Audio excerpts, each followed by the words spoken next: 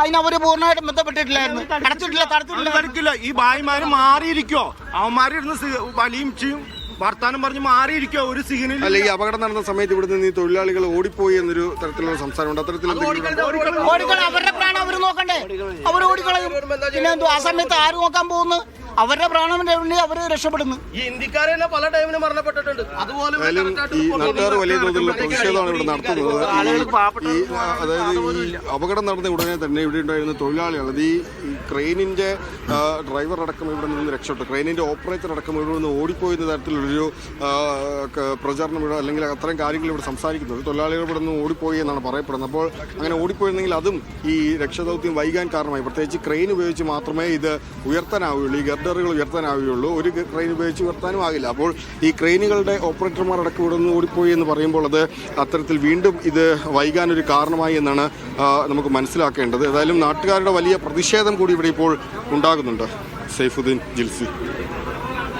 Yes, നാട്ടുകാരുടെ വലിയ പ്രതിഷേധം. നിർമ്മാണ കമ്പനി പ്രതിനിധി ഈ സംഭവത്ത് ഗതാഗത നിയന്ത്രണമൊക്കെ ഏർപ്പെടുത്താറുണ്ട് എന്ന് പറഞ്ഞു വന്നപ്പോഴാണ് നാട്ടുകാർ വലിയ രീതിയിൽ അവിടെ പ്രതിഷേധം ഉയർത്തിയത്. അത് ഈ രാജേഷിന്റെ മരണവുമായി ബന്ധപ്പെട്ട് മാത്രമല്ല, തുറവൂർ അരൂർ ദേശീയപാത നിർമ്മാണവും ഉയരപാത നിർമ്മാണവുമായി ബന്ധപ്പെട്ട് 40-ലധികം മരണം ഈ പ്രദേശത്ത് തന്നെ ഉണ്ടായിട്ടുണ്ട്. അന്നൊന്നും ഈ അശോക എന്ന് പറഞ്ഞ നിർമ്മാണ കമ്പനിക്കെതിരെ ഒരു FIR പോലും ഇട്ടിട്ടില്ല എന്ന് ആരോപിച്ചുകൊണ്ട് തന്നെയാണ് നാട്ടുകാർ വലിയ പ്രതിഷേധത്തിനിറങ്ങിയത്. നിർമ്മാണ കമ്പനി പറഞ്ഞത് കള്ളമാണ് എന്ന് കൂടി അവർ പറയുന്നുണ്ട്. പലപ്പോഴായി ഇതര സംസ്ഥാന തൊഴിലാളികളടക്കം ഇവിടെ മരണപ്പെട്ടിട്ടും ഒരു തരത്തിലുള്ള നടപടിയും ഉണ്ടായിട്ടില്ല എന്നാണ് പറയുന്നത്. അതേസമയം ഈ അപകടമുണ്ടായ സമയത്ത് ഈ നിർമ്മാണം നടത്തിക്കൊണ്ടിരുന്ന, അതല്ലെങ്കിൽ അവിടെ പണിയിൽ ഏർപ്പെട്ടുകൊണ്ടിരുന്നവരൊക്കെ ഓടി രക്ഷപ്പെട്ടു തുടങ്ങിയ വാർത്തകളൊക്കെ ഉണ്ട്. അതൊക്കെ നാട്ടുകാർ സ്ഥിരീകരിക്കുന്നുണ്ട്. എന്തായാലും ആ അപകടത്തെ തുടർന്ന് ഇപ്പോൾ കളക്ടറുടെ സാന്നിധ്യത്തിൽ തന്നെയാണ് അവിടെ വലിയ പ്രതിഷേധമൊക്കെ നടക്കുന്നത്. നാട്ടുകാർ പറയുന്നത് നിർമ്മാണം പൂർണ്ണമായും നിർത്തിവെക്കണം, ജില്ലാ കളക്ടറുടെ അടക്കം ഉറപ്പ് ഇക്കാര്യത്തിൽ ലഭിക്കണമെന്നൊക്കെ ആവശ്യപ്പെടുന്നുണ്ട്. ഇനിയിപ്പോൾ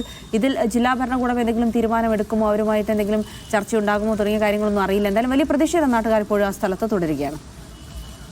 യെസ്, ആ നിർമ്മാണ കമ്പനി പ്രതിനിധി നേരത്തെ സംസാരിച്ചപ്പോൾ, നിതിൻ തുടരുന്നുണ്ടെങ്കിൽ നിതിൻ, ആ നിർമ്മാണ കമ്പനി പ്രതിനിധി നേരത്തെ സംസാരിച്ചപ്പോൾ തന്നെ വീഴ്ച അദ്ദേഹം സമ്മതിക്കുന്നുണ്ട്. എന്ന് വെച്ചാൽ ഇതിനൊരു പ്രോസസ്സിംഗ്, ഇത് ഹൈഡ്രോളിക് ലിഫ്റ്റ് വെച്ച് ഗർഡറുകൾ ഉയർത്തിയതിന് ശേഷം ഇതിൻ്റെ ലൊക്കേഷനിൽ എത്തിയതിന് ശേഷം സ്ലൈഡ് ചെയ്യുക. ഈ സ്ലൈഡ് ചെയ്തതിന് ശേഷം അതിൻ്റെ അടിയിൽ ബിയറിംഗ് വെക്കും. അപ്പോൾ അദ്ദേഹത്തിൻ്റെ സംസാരത്തിൽ അത് വ്യക്തമാണ്, ബിയറിംഗ് വെക്കുന്നതിന് മുമ്പെയാണ് ഈ വാഹനം അടിയിലൂടെ കടന്നുപോയത്. അപ്പോൾ സാധാരണഗതിയിൽ ലൊക്കേഷനിൽ എത്തിയതിന് ശേഷം സ്ലൈഡ് ചെയ്തതിന് ശേഷം അടിയിൽ ബിയറിംഗ് വെക്കുന്നു. ബിയറിംഗ് വെക്കുന്നതിന് മുമ്പേ സ്ലൈഡ് ചെയ്യുന്നതിനിടയിലാണ് ഇത് വീണുപോയത് എന്നാണ് അദ്ദേഹത്തിൻ്റെ വാക്കുകൾ മനസ്സിലാക്കുന്നത്. എന്ന് വെച്ചാൽ ബിയറിംഗ് വെക്കുന്നതിന് മുമ്പേ സ്ലൈഡ് ചെയ്യുന്ന സമയത്ത് തന്നെ വീണുപോയി. ആ പ്രോസസ്സിംഗ് പൂർത്തിയാകുന്നതിന് മുമ്പേ തന്നെ അടിയിലൂടെ വാഹനം കടത്തിവിട്ടു. അതെങ്ങനെ സംഭവിച്ചു എന്നതാണ് പ്രശ്നം. അപ്പോൾ അദ്ദേഹത്തിൻ്റെ വാക്കുകളിൽ തന്നെ ആ വീഴ്ച സമ്മതിക്കുന്നുണ്ട് നിതിൻ. തീർച്ചയായും അദ്ദേഹത്തിൻ്റെ വാക്കുകൾ തന്നെ വീഴ്ച അദ്ദേഹം സമ്മതിക്കുന്നുണ്ട്. പക്ഷേ എപ്പോഴും അത് പരിശോധിക്കുമെന്ന കാര്യത്തിൽ പൂർണ്ണമായും അക്സെപ്റ്റ് ചെയ്യാൻ അദ്ദേഹം തയ്യാറാകുന്നില്ല. ഒരു അത്തരത്തിലൊരു അപകടം കമ്പനിയുടെ ഭാഗത്തു നിന്നതിൽ വീഴ്ച ഉണ്ടായതല്ല അദ്ദേഹം പറയുന്നത്, ഒരു മെഷീൻ ഫെയിലിയർ, അത് ജാക്കി ഫെയിലിയർ ഉണ്ടായി എന്നാണ് അദ്ദേഹം പറയുന്നത്. അതായത് അവിടെയാണ് ഈ അപകടം നടന്നത്. ഏകദേശം ഇവിടെ നിന്ന് ഒരു 50 മീറ്റർ മാറി അവിടെയാണ് ഈ അപകടം നടക്കുന്നത്. പക്ഷേ ഇപ്പോൾ ഈ വാഹനം ഇവിടെയില്ല. ഈ വാഹനം നിർമ്മാണ കമ്പനിയുടെ തന്നെ തൊഴിലാളികൾ ഏകദേശം 300 മീറ്ററോളം അപ്പുറത്തേക്ക് അവർ തന്നെ ക്രെയിൻ ഉപയോഗിച്ച് ഇവിടെ നിന്ന് മാറ്റിയത് പൂർണ്ണമായും കെട്ടിമറിച്ച നിലയിലാണ്.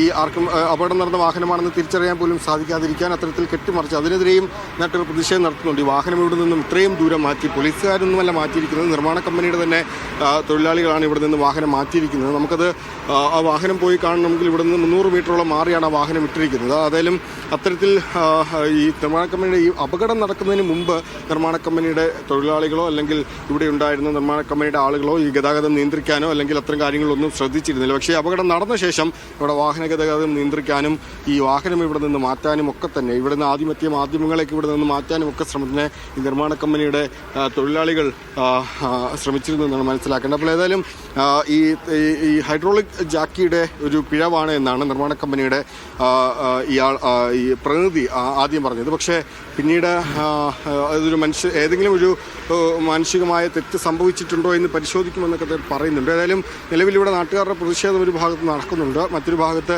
ഈ ഗർഡറുകൾ മുറിച്ചു മാറ്റാനുള്ള ശ്രമം നടക്കുന്നുണ്ട്. ഈ ഗർഡറുകൾ മുറിച്ചു മാറ്റിയാൽ മാത്രമാണ് പിന്നീട് ഇവിടെ ഗതാഗതമടക്കം പുനഃസ്ഥാപിക്കാൻ സാധിക്കുകയുള്ളൂ. ഇവിടെ പരിശോധനകളടക്കം നടക്കേണ്ടതുണ്ട്. പരിശോധനയടക്കം നടന്നാൽ മാത്രമേ പിന്നീട് ഗതാഗതം പുനഃസ്ഥാപിക്കുന്നു. ഒരു ഭാഗികമായി ഗതാഗതം പുനഃസ്ഥാപിച്ചിട്ടുണ്ട് ഒരു വശത്ത് കൂടി. മറ്റു വശത്ത് ഈ തകർന്നു വീണ റോഡ് ഇപ്പോൾ ഇത് ഈ ഉയരപ്പാത നിർമ്മാണം നടക്കുന്ന ഈ നിലവിൽ ഈ എന്തായാലും ഗർഡറുകൾ അവിടെ നിന്ന് മാറ്റാനുള്ള പണിയാണ് ഇപ്പോൾ നടന്നുകൊണ്ടിരിക്കുന്നത്.